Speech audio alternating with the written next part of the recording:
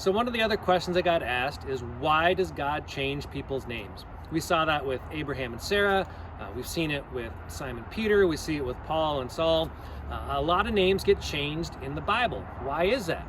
Well, I changed my name once. I went from Billy to Bill. And it was a big deal for those people that knew me, where I was asking them to change how they had seen me before.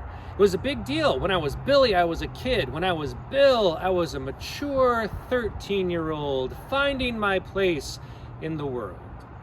You know, a lot of kids these days actually are changing their name. They're choosing different names. And to be honest, a lot of people my generation, we get upset about that. We're angry about that. And it's funny because I think a lot more of us forget we changed our names too.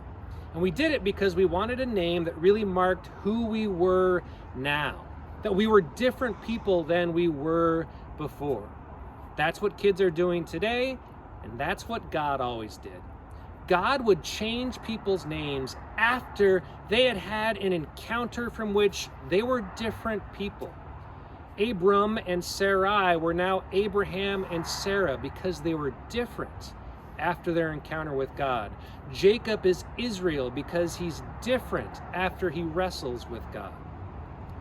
The question isn't why do sometimes names get changed. The question is, if you're a Jesus follower, are you any different than you were before?